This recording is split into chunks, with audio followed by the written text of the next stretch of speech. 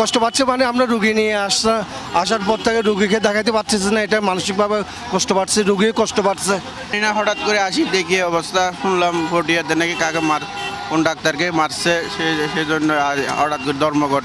আমি কতগুলো টেস্ট করানোর জন্য আসছিলাম, একে হঠাৎ করে বন্ধ। আজকে অফিসেও যাই না এগুলোর জন্য, আমার অফিসও বন্ধ, অফিসও নষ্ট হয়ে গেল, আজকে অফিসও কামাই হইলো, এদিকেও কাজটা হইলো না। এটাই আর কি আমাদের দুর্ভোগ আর কি, ফাইনালি এটাই।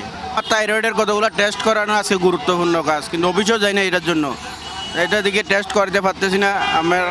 আমার অবশ্য আমার ইন্ডিয়াতে মাথার ব্রেন অপারেশন হয়েছে, আমার এদিকে সমস্যা, বিভিন্ন রকমের সাধারণ রোগীদের এটাই ভোগান্তি আর কি, কী করবো এখন। আমার বাড়ি হচ্ছে রাঙামাটি, আমি আসছি এখানে একটা এন্ডোস্কোপি করানোর জন্য। আমি কালকে আসছি, কিন্তু কালকে সময় সুযোগ হয় না, আজকে আসছি। আমি সারাদিন এখনও কিছু খাই নাই, এভাবেই রাস্তায় ঘুরতেছি। আর আমি থাকি দেশের বাইরে, আমরা আসছি এখানে সীমিত সময়ের জন্য দেশে একটু চিকিৎসা করাই, তাড়াতাড়ি চলে যাব।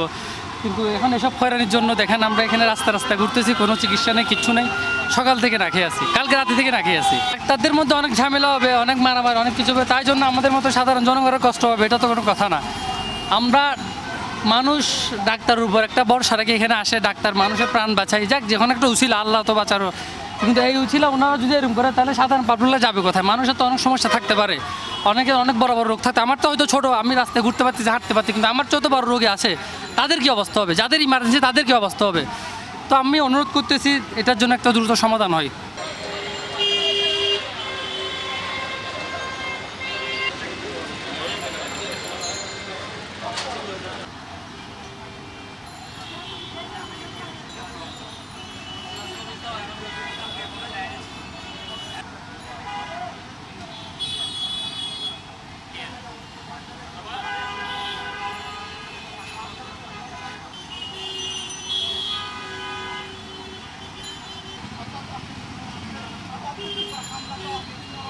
প্রতিবাদ এবং চিকিৎসকদের যারা হামলা চালিয়েছে তারা তারা